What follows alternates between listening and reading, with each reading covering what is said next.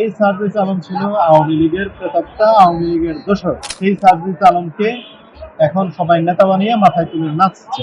আওয়ামী লীগ নির্বাচন হতে দিতে চায় না, তো সার্জিস আলমও নির্বাচন হতে দিতে চায় না।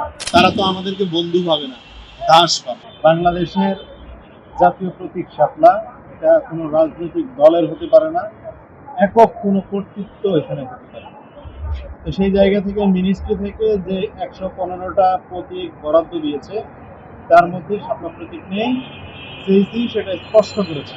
এরপরও এনসিপির নাসিরউদ্দিন পাটোয়ারি, সার্জিস আলম বিভিন্ন সময় হুমকি দামকি দিয়ে যাচ্ছেন যে তারা শাপলা না পেলে তারা ভোট হতে দিবে না, নির্বাচন হতে দিবে না। এই যে তাদের একটা হুমকি, সেই হুমকিটা স্পষ্ট করে এই সার্জিস আলম ছিল আওয়ামী লীগের প্রেতাত্মা, আওয়ামী লীগের দোসর।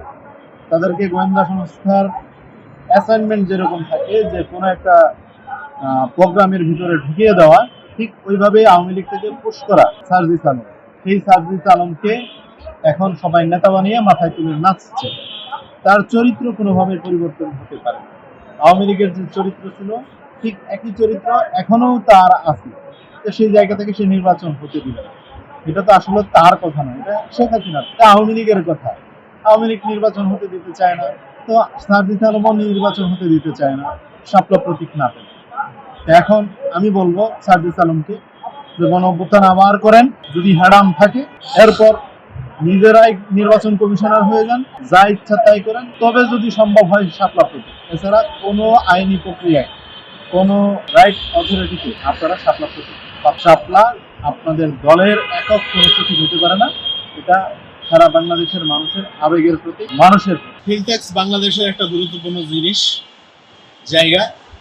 এই জায়গায় উত্তেজনা মানে এটা বিদেশি শক্তির একটা উত্থানের সম্ভাবনা। দেখেন বাংলাদেশে এই মুহূর্তে যেমন বহির্বিশ্বের সেনাবাহিনী এখানে আছে, আমেরিকান সেনাবাহিনী এখানে উপস্থিত। আমরা বেশ কিছু অনুসন্ধানী রিপোর্টারদের রিপোর্ট আমরা দেখেছি, যেগুলোর মাধ্যমে রাতের বেলা অনেক অনেক গাড়ি আসে, হেলিকপ্টার নামে, বিমান নামে, এগুলোর নিউজ আমরা পেয়েছি। এই বিষয়ে অন্তর্বর্তীকালীন সরকারের স্পষ্ট কোনো বার্তা আমরা পাইনি।